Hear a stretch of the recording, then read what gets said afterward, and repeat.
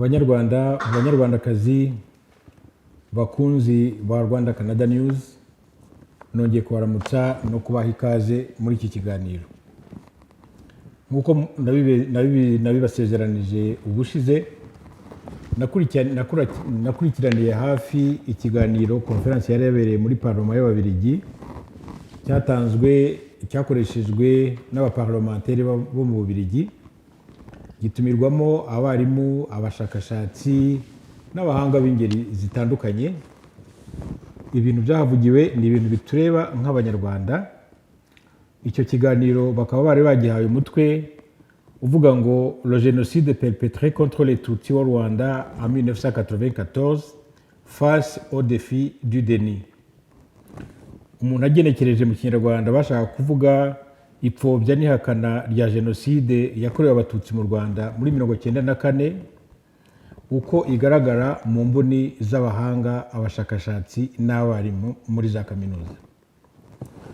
Igituma nifuje kubigarukaho by'umwihariko, ntabwo nabigarukaho byose kuko abavuze ni benshi, bose bavuze ibintu byiza bifite akamaro n'abakurikiranye umwe ku wundi, ariko nahisemo abantu bake nzagenda nsubiramo ibyo bahavugiye kuko bitureba. Impamvu si yindi ni uko ibyo biganiro byakozwe mu rurimi abanyarwanda benshi batumva, kuko byari mu rurimi rw'Igifaransa. Ndagenda rero ngerageza kubigarukaho mu rurimi duhuriyeho rw'Ikinyarwanda. Ubushize nari nababwiye ko navuze kuri Magorane Honoré. Magorane Honoré yavuze ibintu byiza, mwarabyumvise. Abatarabyumvise mujye kuri Rwanda Canada News, birahari. Uyu munsi rero umuntu nahisemo kuvugaho ibyo yavugiye hariya ni Honorable Dr Jean Damascene Bizimana, Mini Ubumwe. Nawe yahavugiye ibintu bitwubaka, bitwibutsa amateka y'u Rwanda, bitwibutsa mbese aho amavu n'amavuko ya genocide yakorewe abatutsi, akagaragaza neza ukuntu abitwaza ngo jenoside yatewe n'ihanurwa ry'indege ya Habyarimana, abitwaza ibiva ntibize hirya no hino kuri za social media, bose ngira ngo Dr Bizimana kimwe n'abandi bose bagize ama intervention basobanuye neza imvo n'imvano aho ibyo bintu byagiye bituruka. Reka rero tugaruke ku magambo Dr Bizimana yavugiye hariya. Ubu rero reka mbasomere ibintu bimwe. Dr Bizimana aravuga ati kuva muri 1963, yavuga n'itariki ko ari ku itariki ya 20 kwezi kwa gatanu, uwari perezida w'igihugu icyo gihe Gregoire Kayibanda yasinye itegeko mu Gifaransa bita décret loi, rivuga ngo umuhutu wese uzica umututsi cyangwa abatutsi benshi bizagaragara nk'aho uwo muntu yari arimo gutsimbataza demokarasi bari bamaze ngo kubona, bamaze kwiganzura abatutsi. Nta nkurikizi azagira, nta bihano azabona bizamugarukaho. Mbibutse ko icyo kintu ari décret loi présidentielle. Abantu babyumvaga batyo barabikoze kuko bumvaga bari safe. Muzi ko icyo gihe muri za 59 za 60 hapfuye abantu benshi, abatarapfuye bagahunga bakajya kuyerera bagakwira imishwaro. Iyo décret loi rero bari bayisinye igihe cy'imyaka ngo 3 hagati y'3 n'4, bavuga ko abantu bazakora ibyo bishakiye, ntibahanwe, ntibakurikiranwe muri iyo periode yose. Ariko siko byaje kugenda. Dr Bizimana yakomeje atwumvisha ko iryo tegeko ritigeze rihinduka, ryarakomeje ndetse riragenda rigera kure. Abantu bakomeza kuryitwaza, bagakora amahano nk'ayo, ntibagire inkurikizi, ndetse nta nubwo itegeko rihana abantu bakoze icyaha cya jenoside ryari riri mu bitabo by'amategeko bihana, nta nubwo byari biri mentionné muri constitution y'igihugu ariyo tegeko nshinga. Murumva neza ko kugera muri 94 iryo tegeko ryari ritarahinduka. bishe abantu muri 60, 61, 63, 67, 73, bikomeza bizamuka bityo kurinda bigera MRND Parmehutu ivuyeho. Muzi uko yavuyeho.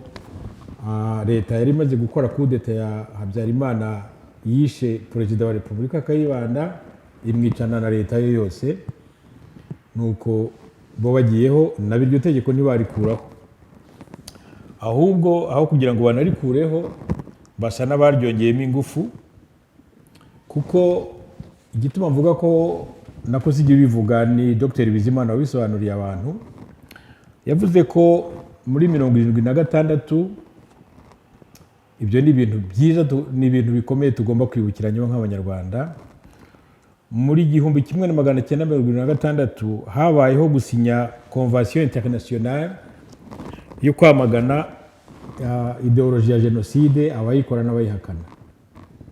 Nations Unies yahamagara amaleta yose yo mu isi n'ayo muri Afurika, na Habyarimana ajyayo. Agezeyo abandi bose barasinya ayo mategeko, barayasinya. Ariko muri iyo Convention Internationale harimo clause cyangwa ingingo ivuga ko igihugu cyose, leta iyo ari yo yose iri membre ya Nations Unies, izarenga ku mabwiriza ari muri iyo convention yo kwamagana no gukurikirana abafite ideologie ya genocide, bazahanwa kandi bagakurikiranwa mu nkiko mpuzamahanga.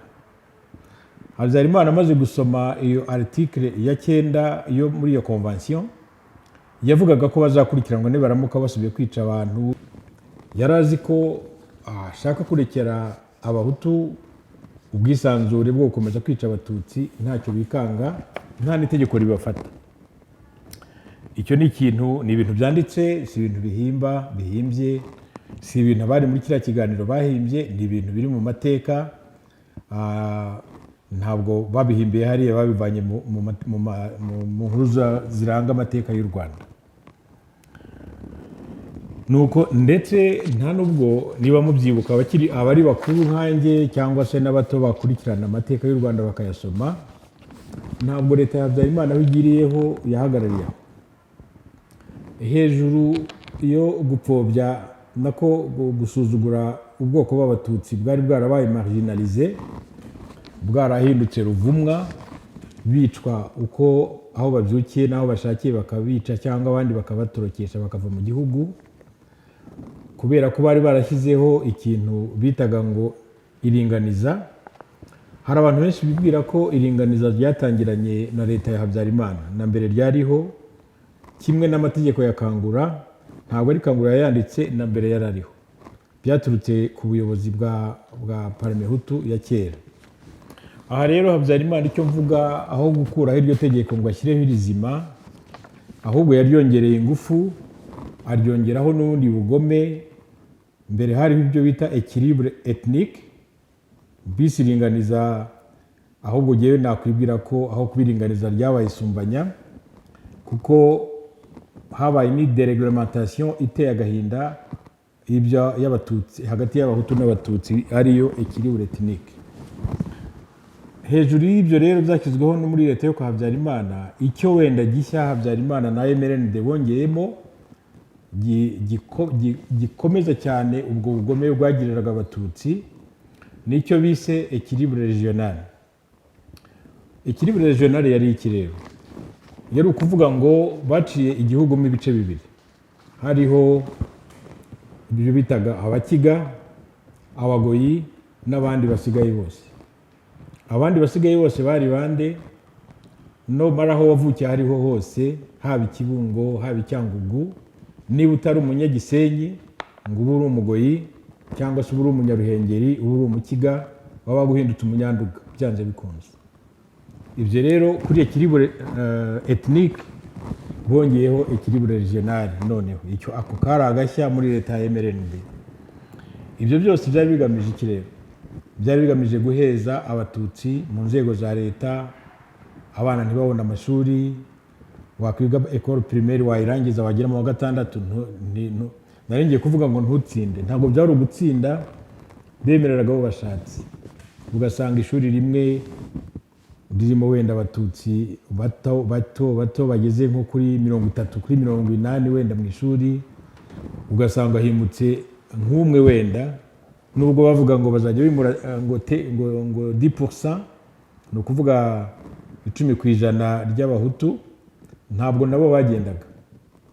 Ugasanga nk'ishuri ryose ririmo abana wenda tuvuge b'abahutu kuko byabagaho nta mututsi uri muri iryo shuri, ugasanga bose bemerewe, ntabwo batsindaga, baremererwaga. Ibyo byose byaturukaga kuri ibyo bitaga ngo équilibre régional et ethnique, noneho byari byaravanze.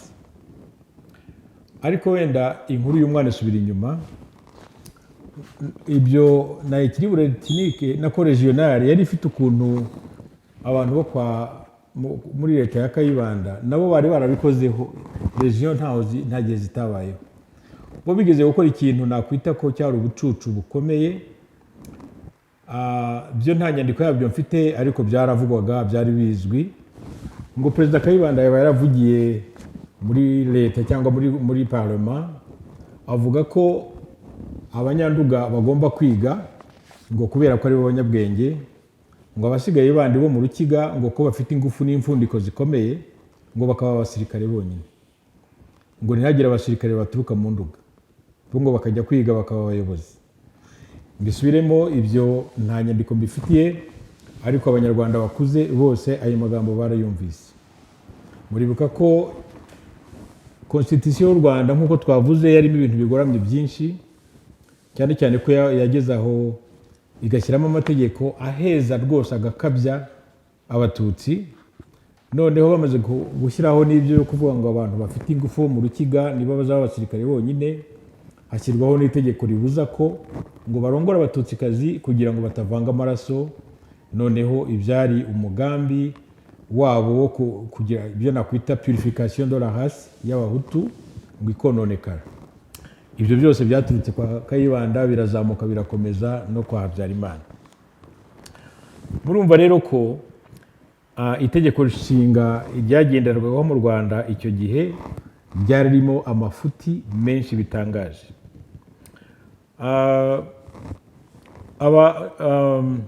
Itegeko nshinga nimero 8/1996 rihana ibyaha ripfobya na jenoside yakorewe abatutsi, nibwo bwa mbere ryagiyeho.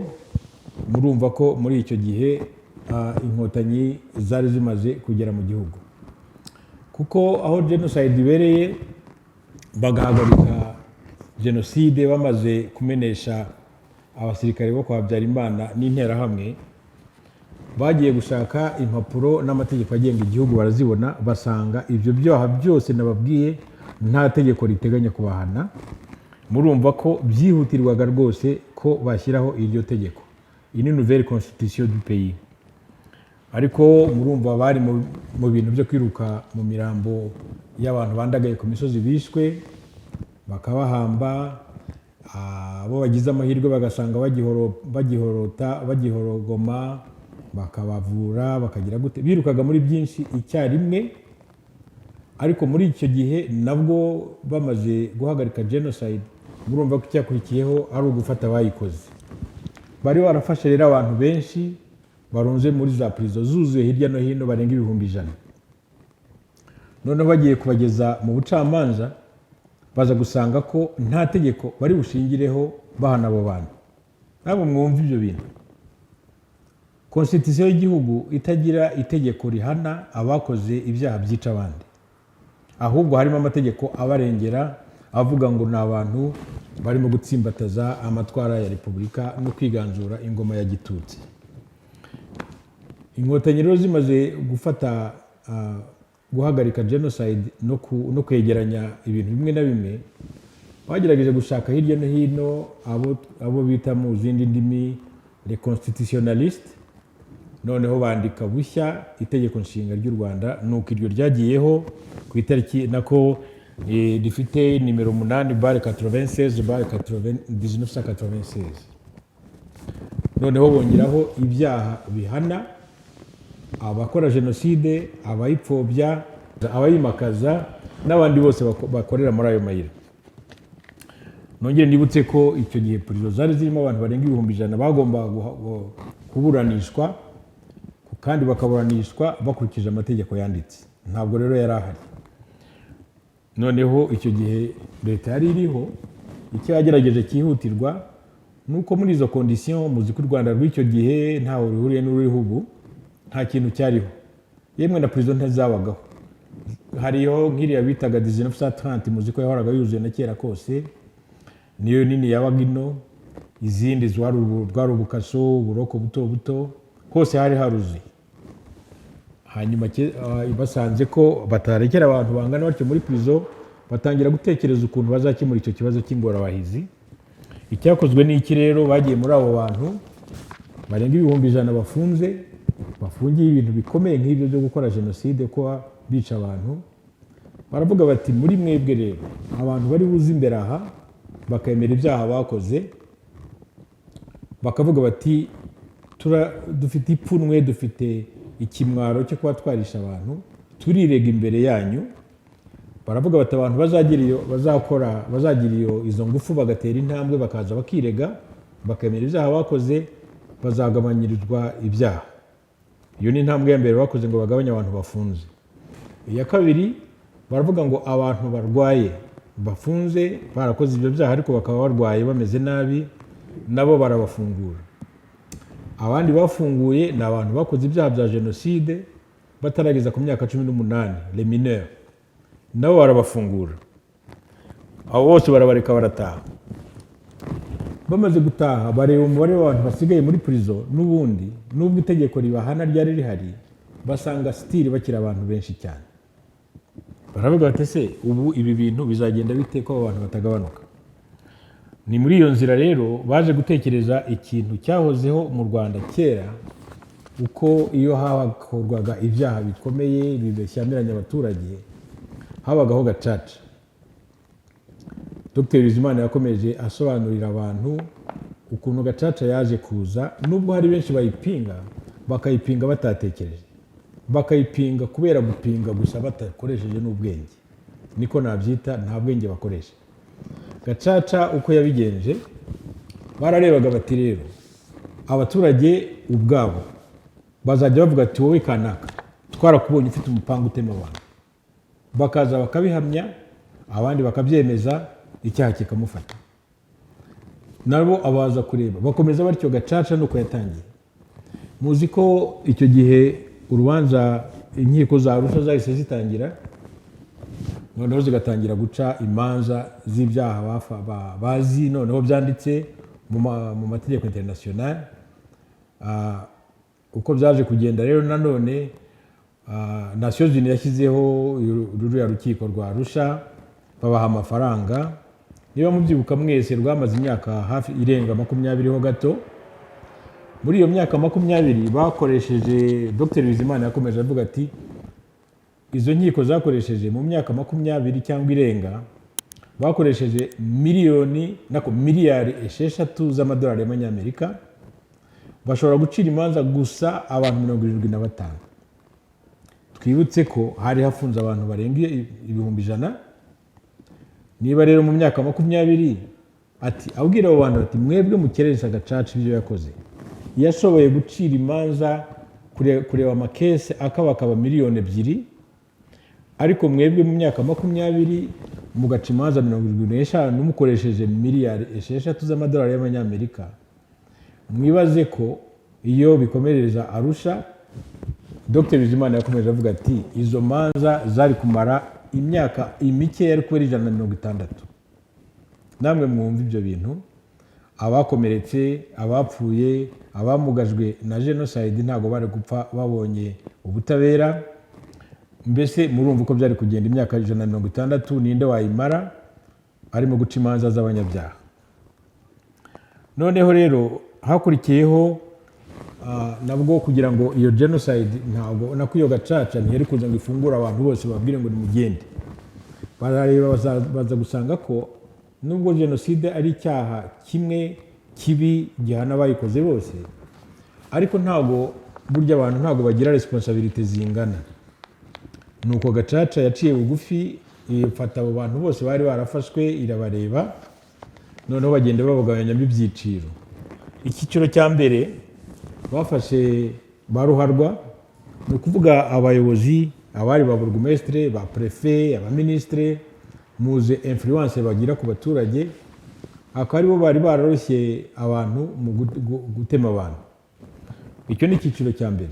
Icyo rero baje gusanga ko nubwo gacaca imaze kubabona itazabaha nayo ubwayo, abo bavuga ko bazajya gucibwa imanza mu nkiko zisanzwe, les tribunaux traditionnels, kuko basangaga bo hari noneho itegeko ryari ririho mu Rwanda, nababwiye ko ryari ryagiyeho muri 96, niryo bakurikije bakagenda babagenera ibihano mu nkiko zisanzwe.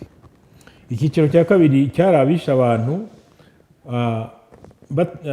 bisha abantu babitumwe n'abayobozi atari bo babyitumye ubwabo. Abo ni babandi bari batumwe na ba ruharwa, nabo bari bafite ibyaha kuko bisha abantu, ariko urumva ntabwo uburemere bw'ibyaha byabo byanganaga n'ababatumye kubera influence negative bari babafiteho. Icyiciro cya gatatu cyari abantu, muzi ko genocide yakorewe abatutsi muri 1994, uretse imipanga n'impiri n'imbunda, hari indi ntwaro yakoreshejwe by'umwihariko, intwaro yo gufata abatutsi kazi ku ngufu, le viol sexuel. Abo bantu nabo bari bafite icyiciro cy'umwihariko cyabo, ariko murumva ko nubwo bavuga ngo icyaha cyabo ntikingana na ba ruharwa, nabo ndibaza ko bari ba ruharwa ahubwo ku buryo bw'indengakamere, kuko bicaga abantu urubozo. Bakavuga ngo muribuka ko Nyirasafari ngo yaje no kubaha amakapoti bazajya bakoresha, ariko si nabyo byahagarariye aho. Bagiye bazana n'abantu barwaye za sida ngo bazibatere, ngo n'abazapfa kurokoka batanapfuye bazapfa urubozo babeho nabi. Ibyo ntabwo ari byo duhimba, byarabaye.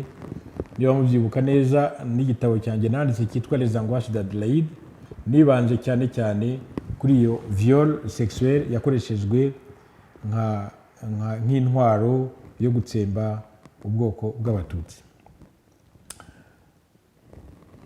Groupe ya nyuma yashyizweho n'ibyo bya gacaca, n'iyo inkiko za gacaca, ni abantu bagiye basahura imitungo y'abatutsi abamaze kwicwa. Ababongira ngo hafi ya bose bagiye babarekura, murabizi ibyo ntabwo turi bubitindeho. Ibyo nabyo ubwabyo byagerageje kugabanya umubare w'abantu bafunze. Niyo mpamvu abakerensa gacaca, niko Dr. Bizimana yakomeje avuga ati mbere yo kuyikerensa mujye mubanza mutekereze, mukoresha ubwenge, mwibaze ibyari gukurikiraho iyo gacaca itaza kugabanya abo bantu bari bafunze bangana batyo. Nyuma rero ibyo byose, ubwo nabwo constitution urumva ko bari bayicishijemo amaso ku buryo butanonosoye. Nyuma yaho niho baje kuyirebamo cyane, basanga ko hari ibikiburamo, noneho barayikora bundi bushyashya. Noneho ahangaha baravuga bati constitution ariyo nayo dufite ubu, ariyo ya nyuma yashyizwe ahagaragara ku itariki ya 4 y'ukwezi kwa gatandatu muri 2003 mu 2003. Noneho iyo yarimo amategeko anahana uwo ari we wese ufite ijambo ryabaye nk'aho ari rishya ku banyarwanda benshi ryitwa ingengabitekerezo ya genocide. Iryo naryo ryongewe muri constitution y'u Rwanda. Nuko cyane cyane ko iyo constitution ya kera nagize kubikomozaho yari yarakozwe n'impuzamashyaka nka CDR, MRND, Parmehutu. Abo bose bari baragiye banayirwanya kuko itarimo ibitekerezo byabo cyane cyane, ariko bimwe birimo nk'ibya MDR, Parmehutu byari birimo, ibintu bya CDR birimo, ibindi bitarimo. Barabipfa bamwe yanga no kwisinya. Murumva ko itari yuzuye, yujujwe icyo gihe ku itariki ya 4 y'ukwa gatandatu 2003. Noneho iryo teka rikumira amatwara ya genocide n'abayihakana bose nabyo bishyira mu mategeko. dogiteri yasobanuriye abamwumvaga twese ibikubiye muri iryo tegeko. Ibi rero nkaba ngira ngo please abanyumva bose batumva igifaransa bagerageje bari bafite inyota yo kubyumva ibyavuzwe kuri iri tegeko, nkaba ngira ngo mbitindeho gatoya. Impamvu mbitindaho si iyindi, ni uko hari abantu bamwe tubona kuri social media bitwaza ngo guhakana jenoside nta tegeko riri clear ririho mu Rwanda rihana abantu bapfobya cyangwa bahakana jenoside. Ndibutsa abantu nka Abdallah Bicahaga, niwe ujya kwihandagaza mwumva kenshi abamwumva, ni umwe mu bantu bageze ageza abanyarwanda ahantu, kuko aratoneka arasesereza abantu bacitse ku icumu rya jenoside, akivuga akivovota nkaho rwose ibintu by'amategeko y'igihugu bitamureba. Dore rero iryo tegeko ko ryanditse, Bicahaga niwe unyumva ngo usabe uritega amatwi, kuko narakwiyumviye uvuga ngo nta tegeko riri clair mu mategeko yanditse mu gihugu cy'u Rwanda ryerekana umuntu uwo ari we wese upfobya cyangwa uhakana jenoside uko abigenza. Ndagira ngo iryo tegeko ngusomere ibyo Dr. Bizimana yavugiye hariya ryanditse. Aravuga ngo umuntu wese uhakana upfobya jenoside yakorewe abatutsi akabyandika kuri website, ni ukuvuga kuri za mudasobwa, icyo ni icyaha gihanwa n'amategeko. Icya kabiri, umuntu ubikorera kuri social media niyo wowe nyakubahwa Abdallah niyo ukoreraho, nanjye niyo nkoreraho. Ariko nagira ngo nkubwire ko kuri social media iyo hakorera ibintu bitemewe, bipfobya, bitoneka abacikacumu, uba ukoze icyaha gihanwa n'amategeko. Igice cya gatatu ni abantu bakorera kuri za media zanditse, ubwo ni ukuvuga mu binyamakuru byanditse, des publications médiatiques, abantu babyandika bakabisohora nabo itegeko rirabafata. Abandi nawohererezanya za text message, ubutumwa bugufi nizo za text message, abo bantu nabo itegeko rirabafata. Undi muntu ibyo tegeko rifata, umuntu ukora amashusho, ni ukuvuga amavideo, cyangwa se ukora amaudio, ni ukuvuga za recording z'amagambo cyangwa ibindi bintu, akabihererekanya muri public, nabyo ni icyaha gihanwa n'amategeko iyo gipfobya kandi gihakana jenoside yakorewe abatutsi. Agace ka gatandatu karavuga gati ibindi bikoresho ibyo ari byo byose, ari ibizwi ubu n'ibizamenyekana ejo, bikoresha tekinoloji, ibyo ari byo byose uko byaba biteye ko ariko kose, gutsimbataza ibintu byo guhakana no gupfobya jenoside yakorewe abatutsi, nabyo bihanwa n'amategeko. Ibyo sinzi ikintu Bicahaga Abdallah azongera kwitwaza avuga ko nta tegeko riri clair riri mu Rwanda rikurikirana bene abo bantu bakora ibyo byaha. Okay, reka nongere mbwire Bicahaga uko Dr. Bizimana yasobanuye mu magambo arambuye icyo negationisme bivuga, nuko abayipfobya bayikora nkana kandi babigambiriye, bazi neza ko barimo kwica amategeko yanditse. Negationisme igaragarira mu mvugo zitandukanye, zigaragarira mu bice bitatu cyangwa bine nk'uko byavuzwe na Dr. Bizimana. Igice cya mbere, umuntu uwo ari we wese uvugira mu ruhame ko jenoside uhakana jenoside yakorewe abatutsi kandi yaramaze kwemezwa n'inkiko mpuzamahanga, ibyo bivuze ko iryo tegeko ritareba jenoside yakorewe abatutsi yonyine. Iyo avuze ngo iyo jenoside ntabwo yakorewe abatutsi bonyine, abakoze icyaha gikomeye, kuko uko byemejwe n'inkiko nuko bivuga. Uwo wese uhindura ukuri kuri jenoside agambiriye kuyobya rubanda ashingiye ku marangamutima ye bwite, abakoze icyaha. Uwemeza mu ruhame ko mu Rwanda habaye jenoside ebyiri, kimwe n'abayita ko bayita uko bishakiye ngo ni jenoside rwande, cyangwa bemeza rubanda ngo ni jenoside yakorewe abatutsi, ngo ngo jenoside yakorewe abatutsi ntabwo yigeze itegurwa na rimwe.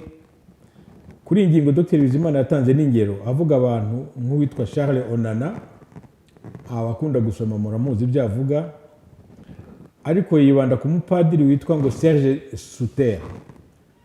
Yari yatanzweho umugabo na nyakwigendera Bagosora, ngo kuko Suteri yari umuntu w'inzobere mu mateka y'u Rwanda, bamutumira Arusha, agezeyo agenda arivuga uko yishakiye, avuga ko ari expert mu mateka y'u Rwanda, noneho yemeza abantu yuko jenoside itateguwe, ndetse ko na Colonel Bagosora nta cyaha yigeze akora, ari umwere, ari umuntu mwiza, n'uwo bitaga umuntu z'amateka y'u Rwanda wagiye kuba umutemwe Arusha, ariko Imana ishimwe ko ibyo yahavugiye byose byabaye imfabusa. Koroshya icyaha cya jenoside nanone Bizimana yatanze ingero zikomeye, ngira ngo benshi dukunda kumutega amatwi tumaze kumenyera ko Dr Bizimana ari umuntu ukunda gukurikira no gukurikirana ibintu byanditse, ari iby'ubu n'ibya kera, akabica mu mizi mbere yo kubibwira abantu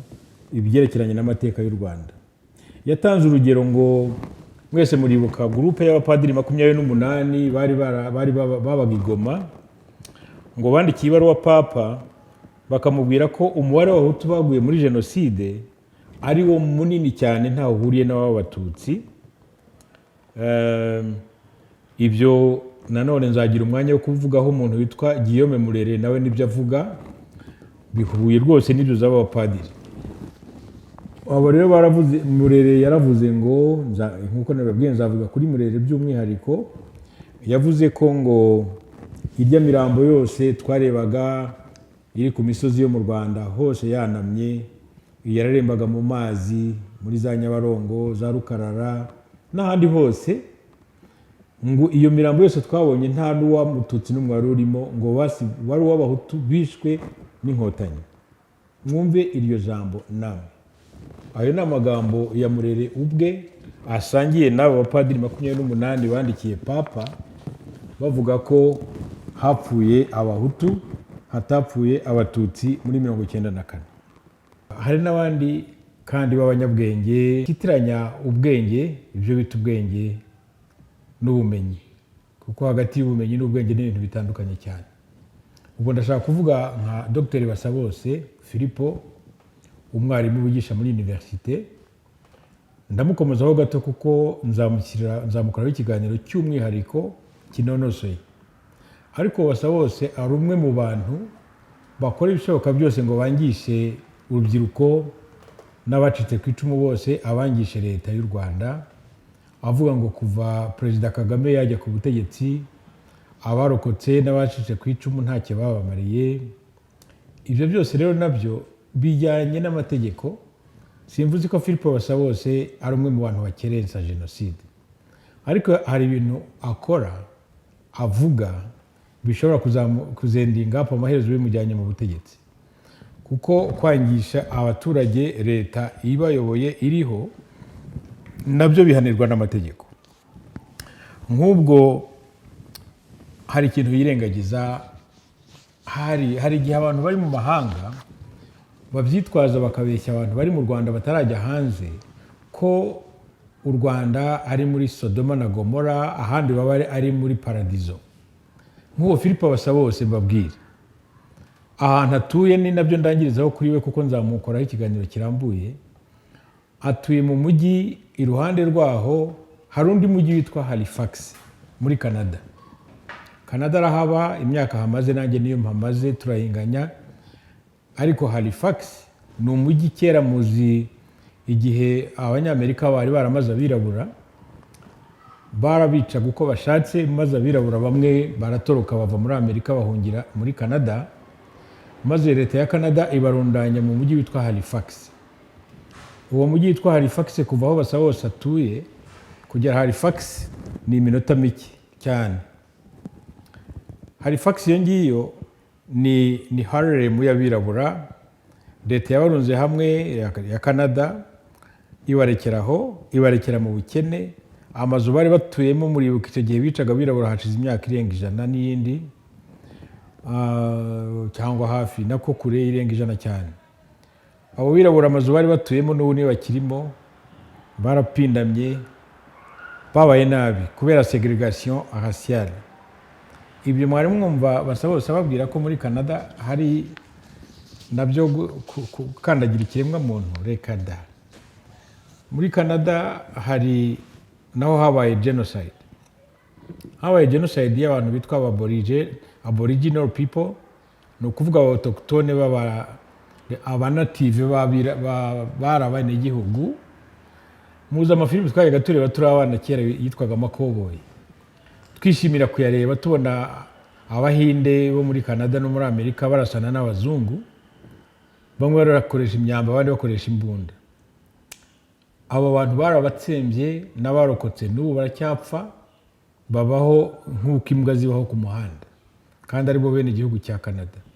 Mwari mwumva basaba bose acisha ibyo bintu mu kanwa ke, ariko sabura kwiko mu Rwanda, aza ahantu ruvuye, azi ibintu byose leta ikora, ariko akihandagaza akavuga ngo bakandagirira droit de l'homme.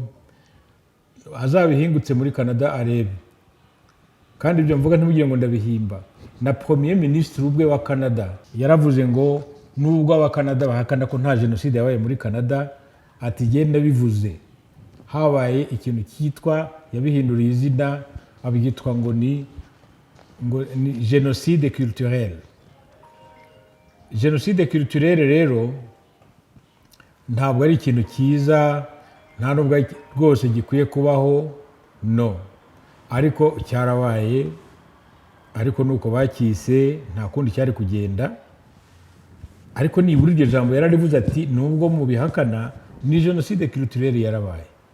Ibyo bintu ahantu basa hose atuye hari autochtone ishyano ryose, muzumve ko abivuga, kugira ngo nabivuga se azongera avuge ngo u Rwanda niho habaye ibintu bibi honyine. Abari mu Bufaransa se ntabwo bazi ibintu byabaye, bahora bavuga ngo u Rwanda rwari rw'abatutsi, ngo bakandagiye abahutu. Abantu bize histoire de la France, muyoboye ibyabaga mu Bufaransa igihe cya Louis XIV n'abandi, ni hari amoko atatu, naho hari les bourgeois, classe moyenne na les misérables nk'abandi bose. Ayo moko atatu ntiyari ahari, siyo ngira ngo banitwaje bazana amoko y'abahutu n'abatutsi mu Rwanda. Ibyo rero bajye basigaho, ntibadukangishe ngo bari hanze, sibo bahabonyine n'abandi barahaba. Ubwo rero basa bose reka murekeraho, tuzabigarukaho ubundi nigarukire ku magambo ya Dr Bizimana. Abo bantu bose birengagiza ibyo byose, nasaba cyo kora basaba bose ko azanyarukira Halifax umunsi umwe bimujyanye, akareba ibihabera noneho akagaruka akatubwira, naho ubundi ibyo yigira byo ntawe bihuriye. Twagiraga ikintu cyitwa akarangamuntu. Akarangamuntu kahozemo ibyo byose ni Dr Bizimana wabyibukije abantu, ibikorwa byakozwe n'iyi leta mwirirwa mubeshya ngo ntacyo yigeze marira abantu. Akarangamuntu nabasobanuriye ukuntu discrimination yakorwaga, ukuntu bira système de quota yabagaho, ukuntu bavuga ngo abatutsi 10% nibo bazakora ibi n'ibi, kandi nabyo ntirigereho. Aho bavuga ngo 10% nta na rimwe hageragaho na 1%, nta na hamwe. Ibyo byose bose ni utabizi se birengagiza babiyobereze niba bizi. Ubu rero leta yakuyeho ako karangamuntu gafite amoko y'abahutu n'abatwa n'abatutsi. Ubu umwana ushatse kwiga akaba afite ububasha n'ubushobozi, cyangwa se cyane cyane ububasha bwo kwiga. Nta mwana barebera ngo ni umuhutu n'umutwa n'umututsi, ubishoboye ajya kwiga. Udafite amafaranga menshi, ibyo niko ku isi yose bigenda, naho muri Canada muvuga niko bigenda. Iyo rero iyo rangamuntu yerekana ama ID, yerekana ngo kanaka n'ubwoko ki, avuka ni umukiga, ni umunyanduga, ni umututsi, ni umutwa n'umuhutu. Ibyo leta mu bintu yahise yamaganira kure byavuyeho, ashyiraho systeme ya ndi umunyarwanda. Ubu rero mwumvise ahubwo aho kwemera ndi umunyarwanda ngo bagendane nayo, aho nk'abo bo mu Bubiligi twumvise Magora navuga, bavuga ngo ubwoko bwabo barabuzi, ni abahutu. Okay, ibyo se mwari mwumva hari aho abo bose bikoza mu kirere babyamagana, kandi ko ari ibintu byo kwamaganwa kubona ibintu nk'ibyo bivuga n'urubyiruko rufite inkomoko kuba Parmehutu, ko akarangamuntu nta kagihari, kavuyeho babishaka batabishaka ntikazasubiraho. nta kota izagaruka kongera kubaho, ibyo byararangiye. Mujye mubyambika amagambo yanyu mwishakiye, ariko nta bikiriho. Izo ndangamuntu zari ziriho muzi aho zatugejeje. Kugeza ubu nta muntu rwose ugihezwa mu kazi. Kera muzi ko bahezaga abatutsi ntibakora muri leta, nta mututsikazi uzahabwa ideni, nta mututsikazi uzakora muri leta cyangwa uzajya mu gisirikare, nta musirikare w'umuhutu uzarongora umututsikazi. Ibyo byose murabiye ko byabagaho. Ibyo byose byavuyeho, ariko abantu bakihandagaza ngo barakandagira abantu, hari itsimba-kataza ry'amoko. Izo mvugo ahantu ziva ntawe uhazi kugeza kuri iyi tariki. Kuva icyo gihe cy'ubukoloni, niba mubyibuka neza, Dr Bizimana none yatwibukije ko ikintu cyitwa armée rwandaise kera yari mono-ethnique, yashyizweho n'abakoloni mu Bubiligi. Kuva icyo gihe kurinda kugera kuri leta ya MRND, yari kiri ethnie imwe gusa muri armée rwandaise by law, byari amategeko. So none se ubu ngubu hari uwo muntu wambwira ngo yagiye gushaka kujya mu gisirikare, noneho barabimwangira kubera bamuhoye uwo ari we? Ntabwo ndabyumva. Abantu bose buzuza kriteriya zo kujya mu gisirikare bakijyamo, abafite kriteriya yo kujya muri universite bazijyamo. Mbese nta guheza umuntu ahantu na hamwe hakibaho rwose. Ibyo ni ibintu bizwi. Mono-ethnique yavuyeho, nta nubwo izanagaruka, ndabitekereza. Nk'uko nababwiye, ntabwo nasobanuye ido n'ido ibintu byose Dr Bizimana yavuze. Ni mu nshamake, nubwo wenda byabaye birebire, ariko mubyihanganire, ntabwo natinyutse kubicagacagamo uduce. Muri make n'ibyo yavuze. Mbibutse ko iyi koroke bari bayihaye umutwe le génocide perpétré contre les Tutsis au Rwanda en 1994 face au défi du déni. Le déni, abenshi murabizi, niyo faze ya nyuma. Abakora jenoside bayikora bazi ko umunsi hazagira impamvu ituma bafatwa, bose bagomba kubihakana. Niyo faze ya nyuma, ariko ntimugira ngo iza nyuma bayitegurana hamwe n'izindi. Ni plan B, niko umuntu yabita, ni plan B baba bafite. Bati umunsi itegeko rizaza kudushaka, tuzahakana ko nabyo twakoze. Niyo faze rero turimo ubu yabo. Ntimugire ngo ni bishya. Ntabwo jenoside yakorewe abatutsi rero ya mbere, n'izabaye zose nuko byagenze. Murabizi ko kugeza n'uyu munsi bagihakana jenoside yakorewe abarumeniye, n'ubu baracyayihakana. N'ubu hari abari bagihakana jenoside y'Abayahudi, kandi muzi igihe yemerejwe icyo ari cyo. Ntabwo rero kumva bahakana yakorewe abatutsi ari igitangaza kugira ngo bayihakane. Ipfobye n'ihakana rero rya jenoside yakorewe abatutsi 1994 rwose uko yagaragaye mu mboni z'abari abashakashatsi, ndabibashimira cyane kuko byatwibukije etape zikomeye cyane z'ibyo twaciyemo, kandi dushimira tutazahwema gushimira n'umunsi wa rimwe intwaro z'inkotanyi zahagaritse iyo jenoside, zigakwiza imishwaro bari baratumaze, maze zikongera kugarura umutima mu Banyarwanda. Ubu ukaba dukorera ku mugozi umwe. Nkaba ndangije rero mbashima, ariko cyane cyane nshima amagambo meza n'amatariki n'ibikorwa byabaye twibukije na Honorable Dr Jean Damascene Bizimana. Rwose ndabinginze ababumva iki kiganiro mujye mwibuka gukora subscribe, noneho munagire na like, kandi mu bisharinga abantu bose twibukiranye aya mateka. Maze ndangize nifuriza abantu ubu batangiye kwibuka, binjiye mu cyunamo, mu minsi y'icyunamo. Ni iminsi 90 tugiye gutangira mibi, iteye agahinda, ibabaje, ariko Imana dusenga ibihanganishe. Nta kundi twabigenza uretse kwihangana. Naho utaha mu kiganiro gitaha.